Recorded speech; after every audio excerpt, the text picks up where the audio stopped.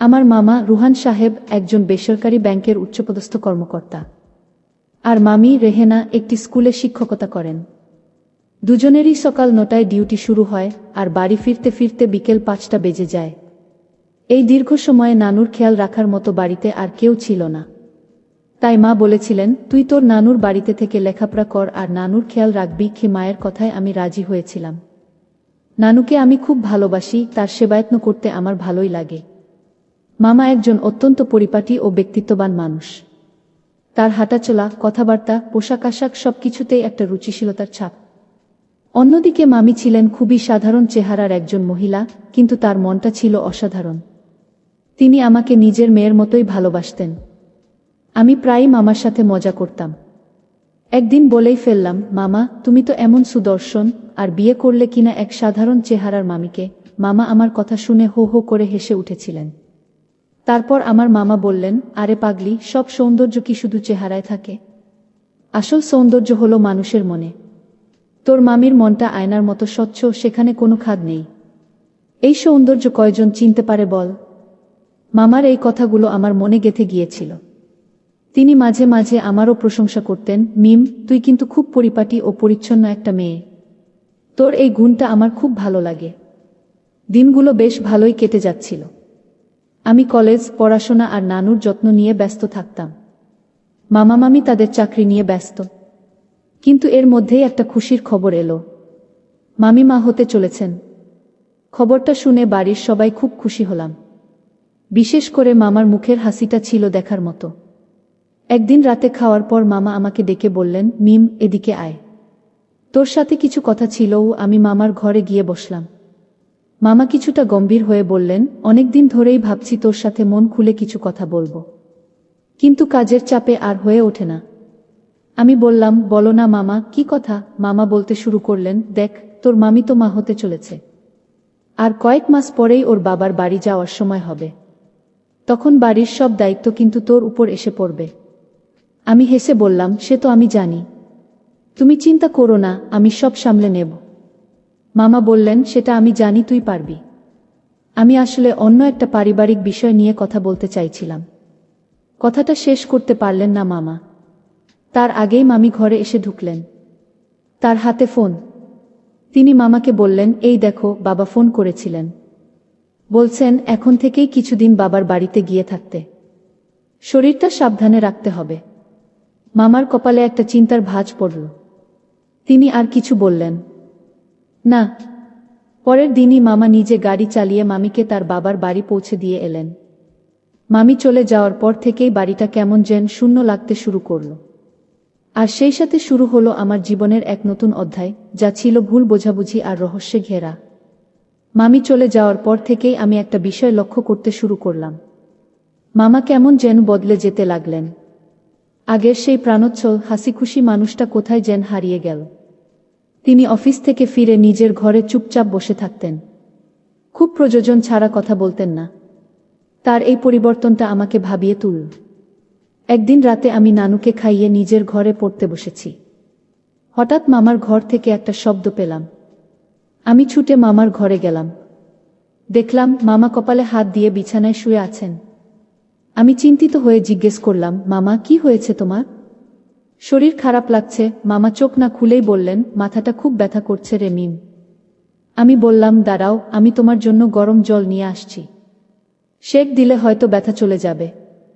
মামা দুর্বল গলায় বললেন, কিছু লাগবে না, তুই বরং তোর নানুর খেয়াল রাখ। আমি বললাম, মামি নেই, এখন তোমার খেয়াল রাখা তো আমারই দায়িত্ব। তাছাড়া আমার কাছে একটা ঘরোয়া টোটকা আছে, একটা ভেষজ তেলের মতো। ওটা মাথায় লাগিয়ে দিলে যে কোনো মাথাব্যথা কমে যায়। ছোটবেলায় মা আমাকে লাগিয়ে দিতেন। মামার মেজাজটা যেন হঠাৎ করেই বিগড়ে গেল। তিনি ধমকের সুরে বললেন, আমি তোকে না বলেছি কিছু লাগবে না? যা এখান থেকে। ফার্মেসি থেকে কয়েকটা ব্যথার ওষুধ এনে দে, তাহলেই হবে। মামার এমন আচরণে আমি ভীষণ অবাক হলাম। তিনি তো কখনো আমার সাথে এভাবে কথা বলেন না। আমি কষ্ট পেলেও মুখে কিছু বললাম না।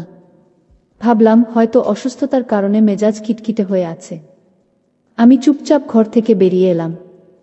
রাতে আমার ঘুম ভেঙে গেল। বাথরুমে যাওয়ার জন্য ঘর থেকে বের হতেই দেখি মামার ঘরের দরজা খোলা। ভেতর থেকে আলো আসছে।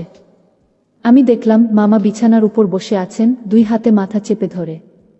আমাকে দেখতে পেয়ে তিনি ফিসফিস করে ডাকলেন, মিম, একটু শুনে যা। আমি ঘরের ভেতরে গেলাম। মামা বিধ্বস্ত গলায় বললেন, মাথার ব্যথাটা খুব বেড়েছে রে। তুই যে জিনিসটার কথা বলছিলি ওটা একটু এনে দিবি? এখন তো অনেক রাত, বাইরে ডাক্তার বা ফার্মেসি কিছুই খোলা পাওয়া যাবে না। আমি অবাক হয়ে গেলাম। কিছুক্ষণ আগেই যিনি আমার টোটকার কথা শুনে রেগে গিয়েছিলেন তিনি এখন সেটা চাইছেন। আমার মনে একটা খটকা লাগল। তবুও আমি কিছু না বলে রান্নাঘরে গিয়ে সেই ভেষজ তেলের মিশ্রণটি তৈরি করে আনলাম। মামার কপালে আর রোগে সাবধানে তেলটা লাগিয়ে দিলাম। তিনি চোখ বন্ধ করে শুয়ে রইলেন। মিশ্রণটা লাগিয়ে দেওয়ার কিছুক্ষণ পর মামা শান্ত হয়ে ঘুমিয়ে পড়লেন। আমি নিজের ঘরে ফিরে এলাম, কিন্তু আমার মনে সন্দেহের একটা বীজ রোপিত হয়ে গেল। মামাকে কেমন যেন অস্বাভাবিক লাগছিল। তিনি কি সত্যিই অসুস্থ নাকি অন্য কোনো কারণ আছে এর পেছনে? এই প্রশ্নগুলোই আমার মাথায় ঘুরপাক খেতে লাগল। পরদিন সকালটা শুরু হলো এক ভয়ঙ্কর ঘটনা দিয়ে। আমি নানুর জন্য নাস্তা তৈরি করছিলাম। মামা তখন বাথরুম থেকে বের হচ্ছিলেন। হঠাৎ করেই তিনি মা বলে একটা চিৎকার দিয়ে মাথা ঘুরে মেঝেতে পড়ে গেলেন। তারপরে যাওয়ার শব্দে আমি আর নানু দৌড়ে গেলাম। দেখলাম মামা জ্ঞান হারিয়েছেন। আমাদের চিৎকারে আশেপাশের ফ্ল্যাটের লোকজন ছুটে এলো। সবার সাহায্যে আমরা তড়িঘড়ি করে মামাকে কাছের একটি হাসপাতালে নিয়ে গেলাম। আমার হাত পা ভয়ে ঠান্ডা হয়ে আসছিল। নানু সমানে কেঁদে চলেছেন। হাসপাতালে মামাকে জরুরি বিভাগে ভর্তি করা হলো। ডাক্তাররা তাকে পরীক্ষা করতে লাগলেন। প্রায় 2 ঘন্টা পর একজন ডাক্তার বেরিয়ে এলেন। আমরা ছুটে তার কাছে গেলাম। আমি কাঁপা কাঁপা গলায় জিজ্ঞেস করলাম, ডাক্তার সাহেব, মামার কি হয়েছে? উনি এখন কেমন আছেন? ডাক্তার আমার দিকে তাকিয়ে শান্ত গলায় বললেন, আপনারা চিন্তা করবেন না। আমরা ওনার সব রকম পরীক্ষা করেছি, ECG, blood test, CT scan. কিন্তু অবাক করার মতো বিষয় হলো ওনার শরীরে তেমন কোনো বড় সমস্যা আমরা পাইনি। উনি শারীরিক দিক থেকে সম্পূর্ণ সুস্থ। ডাক্তারের কথা শুনে আমার মাথায় যেন আকাশ ভেঙে পড়ল। আমি অবাক হয়ে বললাম, সে কি? তাহলে উনি অমনভাবে অজ্ঞান হয়ে গেলেন কেন? ডাক্তার বললেন, হতে পারে অতিরিক্ত কাজের চাপ বা মানসিক চাপ থেকে এমনটা হয়েছে। আমরা কিছু ভিটামিন আর ঘুমের ওষুধ দিয়ে দিয়েছি। আপনারা চাইলে আজই ওনাকে বাড়ি নিয়ে যেতে পারেন। আমি স্তব্ধ হয়ে দাঁড়িয়ে রইলাম। আমার মনের সন্দেহটা আরও ঘনীভূত হল। মামা যদি সুস্থই হন তাহলে এই অসুস্থতার অভিনয় কেন করছেন? তার উদ্দেশ্যটা কি? নানুকে ভয় দেখানো? নাকি আমার বাড়ির কাজের প্রতি মনোযোগ আকর্ষণ করা? হাসপাতাল থেকে মামাকে নিয়ে বাড়ি ফিরলাম। মামা বিছানায় শুয়ে রইলেন, যেন তিনি ভীষণ অসুস্থ। আমি আর থাকতে না পেরে সরাসরি তাকে জিজ্ঞেস করলাম, মামা, ডাক্তার তো বললেন তুমি পুরোপুরি সুস্থ। তাহলে তুমি অসুস্থতার ভান করলে কেন? আমাদের সবাইকে এত ভয় পাইয়ে দিলে। মামা আমার চোখের দিকে তাকালেন না। দেয়ালের দিকে তাকিয়ে নিচু গলায় বললেন, সবসময় তো ডাক্তাররা ঠিক রোগ ধরতে পারে না রে মিম। শরীরের রোগের চেয়ে মনের রোগ অনেক বড়। তার এই হেরালিপূর্ণ উত্তরে আমার বিরক্তি আরও বেড়ে গেল। সেদিন সন্ধ্যা থেকে মামা একটু অন্যরকম হয়ে গেলেন। তিনি বললেন, মিম, আমি আমার ঘরে একা থাকতে পারছি না। আমার খুব ভয় লাগছে। মনে হচ্ছে যেন অশুভ কিছু একটা ঘটতে পারে আমার সাথে। আমি বললাম, ভয় কিসের মামা?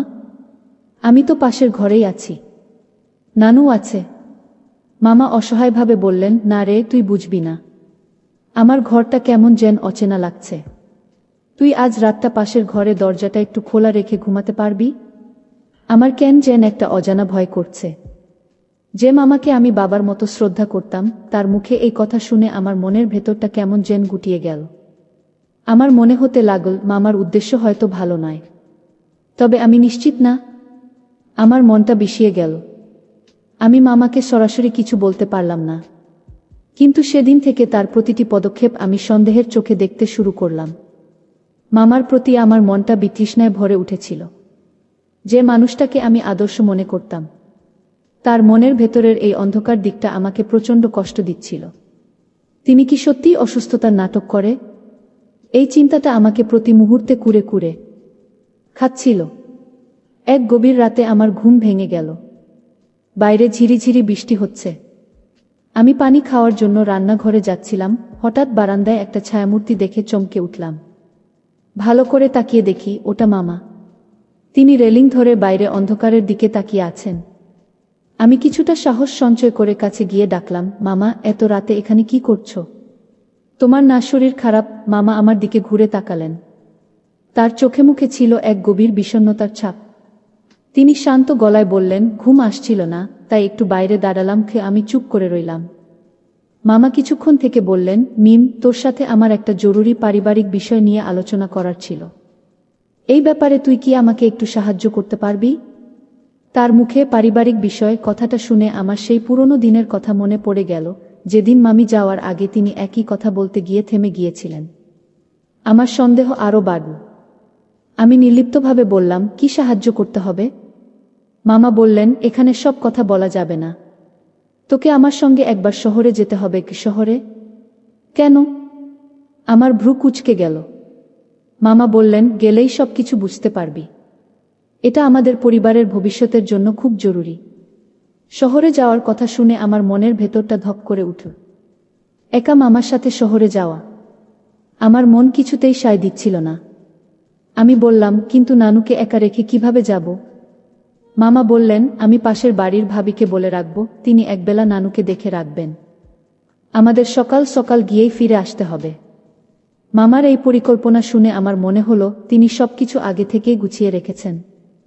আমার সন্দেহটা প্রায় বিশ্বাসে পরিণত হল। তিনি নিশ্চয়ই কোনো উদ্দেশ্য নিয়েই আমাকে শহরে নিয়ে যেতে চাইছেন। পরের রাতে মামা আবার আমাকে ডাকলেন।